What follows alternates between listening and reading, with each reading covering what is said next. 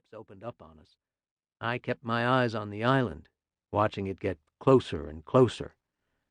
Maybe I wanted to seem more confident than I really was to help encourage the rest of the men, especially the young ones in my squad. I call them men, and they got to be men in a hurry if they lived long enough, but most of them were really still just boys that day.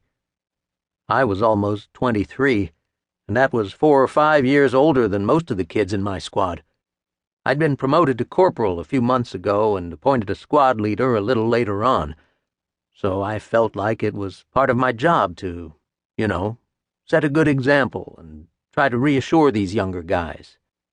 Spread out around us were a half-dozen other Higgins boats, carrying the 300-plus first-wave troops of the 1st and 3rd Battalions of the 5th Marine Regiment.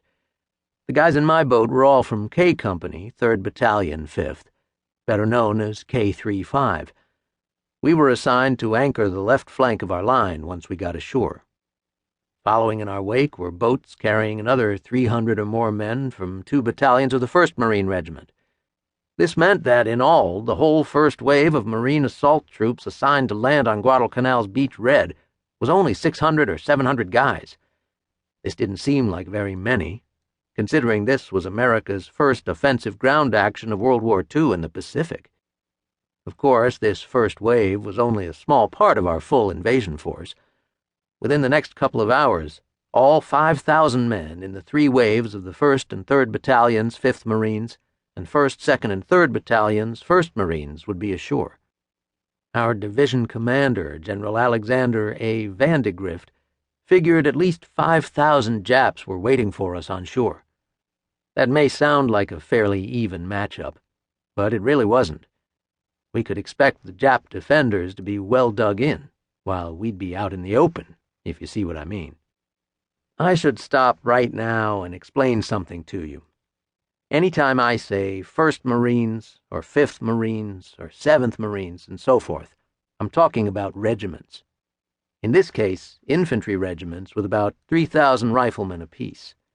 If I'm talking about a Marine Corps division, I always use the full name, like 1st Marine Division. It's kind of confusing, and I want to clear it up now so you don't get the 1st Marines, a regiment, mixed up with the 1st Marine Division. The first assignment for us in the 1st and 3rd Battalions, 5th Marines, known as Combat Group A, was to secure a beachhead 2,000 yards long and 600 yards deep along the north coast of Guadalcanal. When we finished landing, all 3 battalions of the 1st Marines, Combat Group B, would pass through the 5th Marines' position and advance a couple of miles west toward a piece of high ground called the Grassy Knoll. Then they were to set up 3 separate circular defensive perimeters on either side of the Tantor River and on the east bank of another stream called Alligator Creek. If we were lucky, this was all supposed to happen on the first day. If we weren't lucky, nobody knew what would happen. Even at best, our defenses would be widely scattered and thinly stretched. Meanwhile, other elements of the division had already landed earlier that morning on the small island of Tulagi, about 20 miles north of Guadalcanal. The 2nd Battalion, 5th, and the 1st Marine Raider Battalion ran into a major firefight on Tulagi right away. About 120 Marines were killed or wounded there before the island was secured, and about 350 Jap defenders were killed. Only 3 Japs lived to surrender. Other Marines were hitting the twin islands of Gavutu and Tanambogo, and the larger island of Florida just across Sea Lark Channel from Beach Red.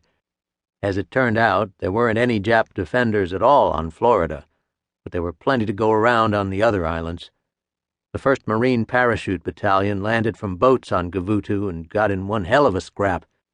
1 in 5 of their guys were being killed or wounded in the battle that morning, but at the same time, the Japs were losing 516 killed on the 2 islands. It was a good thing for us on Guadalcanal that we didn't hear any of these casualty figures until later on. If we'd known what was happening on those other islands, we'd have really been spooked.